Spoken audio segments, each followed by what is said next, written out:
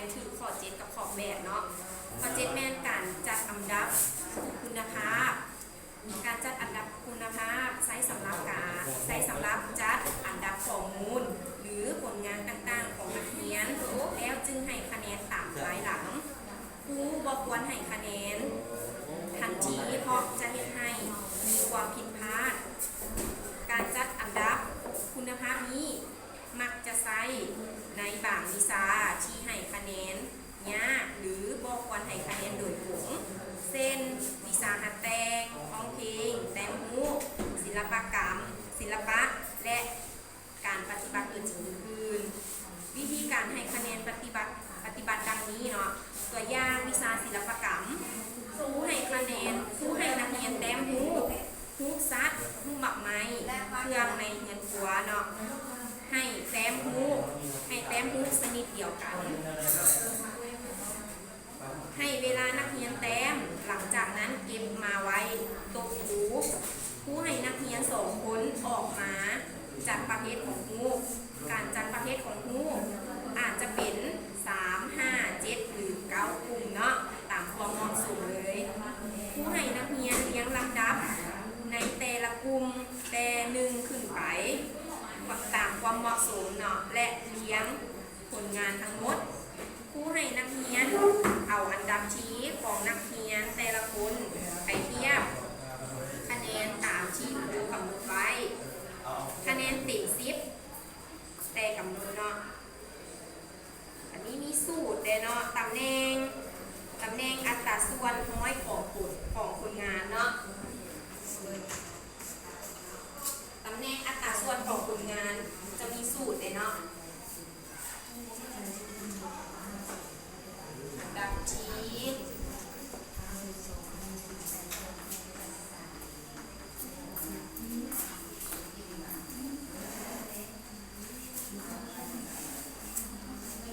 จำนวนผลงานทั้งหมดเนาะ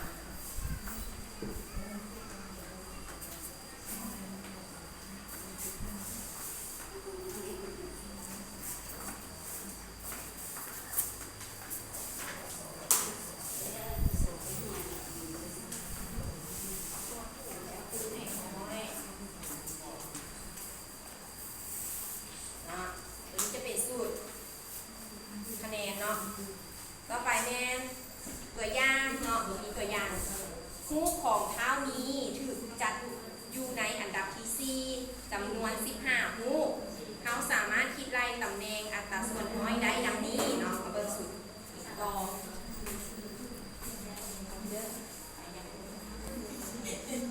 อันนี้จะตำแหน่งอัตราส่วนน้อยของผลงานเนาะ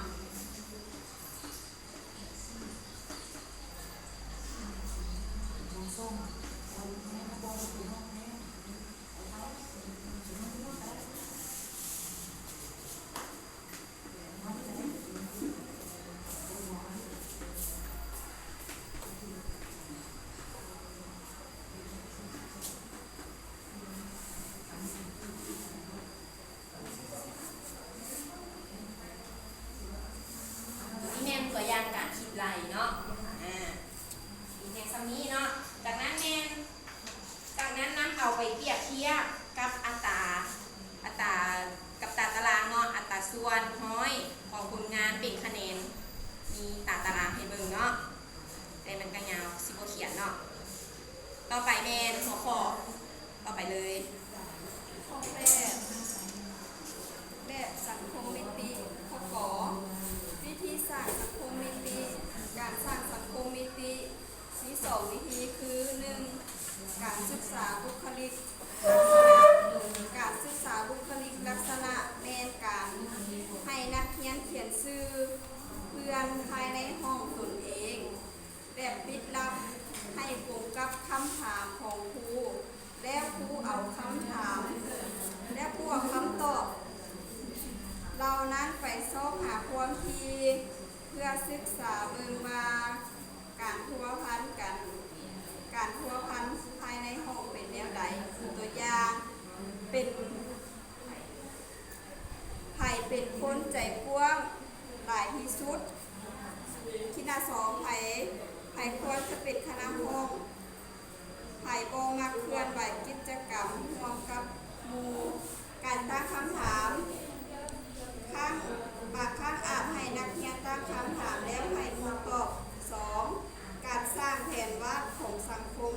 การสร้างแผนวาดของสังคมแม่นการศึกษาสภาพทางด้านสังคมของนักเรียนเช่นนักเรียนมักนั่งกับไผมักเรียนร่วมกับไผหรือฮักหมู่เพื่อนคนใดหลายกว่าหมู่วิธีนี้อาจจะเฮ็ดให้นักเรียนเขียนชื่อหมู่ที่ตนเองมักมา1 หา 3 คนแล้วส่งให้ครูจากนั้นครูก็นำเอาข้อมูลที่ได้มานั้นไปสอบหาความทีหรือสร้างแผนวาดการพัวพันของนักเรียนแต่ก็ต้องเก็บไว้เป็นความลับขอหลักการในการสร้างสังคมมิติ 1. ควรเฮ็ดในกลุ่มนักเรียนที่รู้จักกันมาพอสมควรแล้ว 2. ครูควรเก็บไว้เป็นความลับถ้าบ่ดังนั้นอาจเฮ็ดให้เกิดความแตกแยกหรือเฮ็ดให้นักเรียนที่มีปัญหาอยู่แล้วมีปัญหาเพิ่มขึ้นอีก 3. การพิจารณาสังคมมิติของนักเรียนครูควร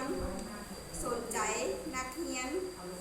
ที่บ่ได้รับผลการเลือกหลายกว่าและต้องศึกษารายละเอียดเพิ่มอีก